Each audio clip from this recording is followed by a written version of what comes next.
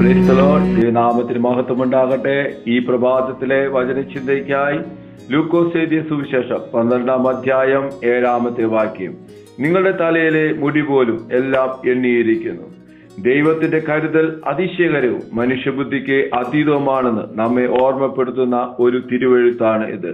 സങ്കീർത്തനങ്ങളിൽ ഇങ്ങനെ പറയുന്നു: ബാലസിംഹങ്ങളും ഇരകിട്ടാതെ വിശന്നിരിക്കും, എന്നാൽ യഹോവയെ അന്വേഷിക്കുന്നവർക്കോ ഒരു നന്മയ്ക്കും കുറവില്ല.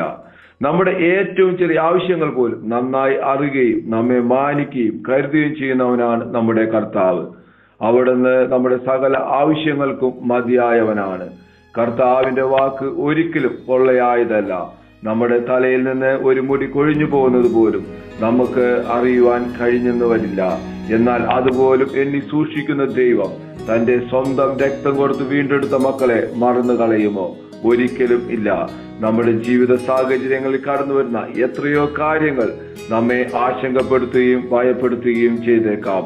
എന്നാൽ നമ്മുടെ ജീവിതത്തിന്റെ ഓരോ ചൂടിലും നമ്മെ ഓർക്കുന്ന, നമ്മെ സ്നേഹിക്കുന്ന, നമ്മുടെ ഏറ്റവും ചെറിയ കാര്യങ്ങൾ പോലും വിലമതിക്കുന്ന ദൈവം നമ്മോടൊപ്പമുണ്ടെന്ന ബോധ്യം നമ്മുടെ ഓരോ ദിവസത്തെയും ശക്തീകരിക്കട്ടെ. ഇന്ന് നാം ഒരു കാര്യം മറക്കരുത്: ദൈവത്തിന് നാം ഓരോരുത്തരും വിലപ്പെട്ടവരാണ്. ആ സ്നേഹമുള്ള ദൈവം നമ്മുടെ സകല ആവശ്യങ്ങൾക്കും മതിയായവനാണ്.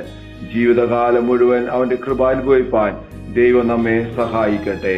ഈ വലിയ പ്രത്യാശയോടെ ഈ പ്രഭാതത്തിൽ നമുക്ക് ഒരുമിച്ച് പ്രാർത്ഥിക്കാം. സ്വർഗീയ പിതാവേ, ഞങ്ങൾ ഒരുമിച്ച് പ്രാർത്ഥിക്കുന്നു. ഞങ്ങളുടെ തലയിലെ മുടിനാരിഴ പോലും എണ്ണിയിരിക്കുന്ന അവിടുത്തെ വലിയ കരുതലിനായി ഞങ്ങൾ നന്ദിയോടെ ഈ പ്രഭാതത്തിൽ സ്തോത്രം ചെയ്യുന്നു.